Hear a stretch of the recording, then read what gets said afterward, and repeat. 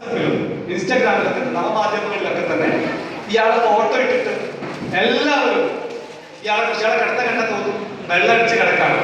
പക്ഷെ മനോരമ ചാനലിൽ അദ്ദേഹത്തെ കുറിച്ച് അന്വേഷിച്ച് നോക്കുമ്പോൾ അദ്ദേഹം തന്റെ സഹോദരന്റെ ഹോസ്പിറ്റലിൽ അഡ്മിറ്റ് ആയിട്ട് കിടക്കുകയും അത് കാണാൻ പോയി ക്ഷീണിച്ചു വരികയും ഭഗീരനും മൂകയുമാണ്. തന്റെ സത്യാവസ്ഥ ലോകത്തോട് പറയാൻ മാത്രം ഒരിക്കലും പറ്റാത്തൊരു മനുഷ്യനെ ഈ ആളുകൾ ഫോട്ടോ എടുത്തിട്ട് ഒന്ന് പെട്രോളിൽ അറിയാതെ ക്ഷീണം കൊണ്ട് കിടന്നപ്പോ കണ്ടില്ലേ, കണ്ടുപിടിച്ച കണ്ടില്ലേ എന്ന് പറഞ്ഞ് അദ്ദേഹത്തിനെ അപമാനിച്ചു വിട്ട ഒരു സംഭവം. അതുകൊണ്ടാണ് നമ്മൾ പ്രാർത്ഥിക്കണം, നെറ്റിന്റെ ലോകത്ത് ഞങ്ങൾ പ്രാർത്ഥിക്കണം. സൂറത്ത് ഗുജറാത്തിൽ ഒരു അതിന്റെ ട്രാൻസ്ലേഷൻ എന്ന് പറയുന്നത്, ആരെങ്കിലും ഒരു വാർത്തയുമായിട്ട് നിങ്ങൾക്ക് വന്നു കഴിഞ്ഞാൽ നിങ്ങൾ അതിന്റെ ജസ്റ്റ് അന്വേഷിക്കണം, എന്നിട്ട് പറയാൻ പാടുള്ളൂ. അത് ഇവിടെ വളരെ പ്രസക്തമാണ്. കാരണം വാട്സപ്പും ഫേസ്ബുക്ക് ഉപയോഗിക്കുന്ന പ്രവാസികളുടെ ഭാര്യമാരും അവരുടെ കുടുംബങ്ങളും ഒരു വാർത്ത കിട്ടുമ്പോൾ വളരെ പെട്ടെന്ന് ചെയ്യുന്നു. മറ്റൊന്ന് സാമൂഹ്യ സേവനം. ഇത് ഏറ്റവും വലിയ സാമൂഹ്യ സേവനം. ആളുകൾ തടിയെടുക്കാതെ കിട്ടുന്നതൊക്കെ തന്നെ പണ്ടൊക്കെ തന്നെ നമ്മൾ ജമാഅത്ത് പള്ളികളൊക്കെ നമ്മൾ പറഞ്ഞത് നോട്ടീസ് കിട്ടും. മക്കേ ഒരാൾ സ്വപ്നം കണ്ടു, 1000 നോട്ടീസ് അടിച്ചിറക്കിയപ്പോ അയാൾക്ക് കാഴ്ച തിരിച്ചു കിട്ടി.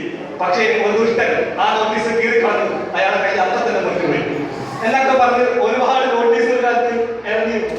പുതിയ കുട്ടികൾക്കൊന്നും അറിയില്ല.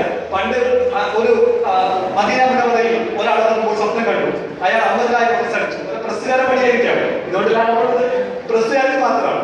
പക്ഷേ ഇപ്പോ ആ പരിപാടി ഇല്ലെങ്കിലും ഇപ്പൊ വാട്സപ്പിലാണ് നിങ്ങൾ ഇത് 500 പേർക്ക് അയക്കണം, ഇത് 300 പേർക്ക് അയക്കണം, നിങ്ങൾ 200 പേർക്ക് അയക്കണം. അങ്ങനെ നെറ്റിൽ നമ്മൾ ഇരുന്നിട്ട് നമ്മൾ കിട്ടുന്ന മെസ്സേജുകളൊക്കെ ആളുകൾക്ക് ഇങ്ങനെ അയക്കും. ഇതിലുണ്ടാകുന്ന ദുരന്തം വളരെ വലുതാണ്. അതുകൊണ്ട് പ്രവാസി കൂട്ടായ്മ നിലക്ക്, പ്രവാസികളുടെ ഭാര്യമാർ കൂടുതലുള്ള സ്ഥലം എന്ന നിലക്ക് ആ വിഷയത്തിൽ നമ്മളൊരു ജാഗ്രത പുലർത്തണം. ഒന്നാമത്തതായിട്ട് എനിക്ക് പറയാനുള്ളത്. മറ്റൊന്ന് സാമൂഹ്യ പ്രവർത്തനം.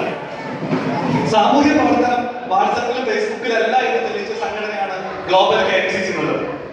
വളരെ വ്യക്തമാണ്. ഒരു വർഷവും ഒരു മാസവുമാണ് ഇതിന്റെ ആയുസ്. ഒരു രാഷ്ട്രീയ സംഘടന എന്ന് പറയുന്നത് ഇന്റർനാഷണൽ കോൺഗ്രസ് 1920കളിൽ സ്ഥാപിക്കപ്പെട്ട AOP സ്ഥാപിച്ച വലിയ പാർട്ടിയാണ്. മുസ്ലിം ലീഗ് ചരിത്രപരമായിട്ട് 1906 സ്ഥാപിക്കപ്പെട്ടതാണ്. 40 ശേഷമാണെന്ന് പറയുമെങ്കിലും അത് തുടക്കം 1906-ലാണ്. ഇനി ഇതിന് തന്നെ മറ്റു രാഷ്ട്രീയ സംഘടനകൾക്കാണെങ്കിൽ ഒരുപാട് വർഷങ്ങൾ പാരമ്പര്യമുണ്ട്. പൊന്നാനിയിലേക്ക് ഗ്ലോബൽ KMCC ഒരു വർഷവും ഒരു മാസമാണ്. ചുരുക്കി പറഞ്ഞാൽ ഒരു ശിശുവാണ്. പക്ഷെ ശിശു ചെയ്ത കുറെ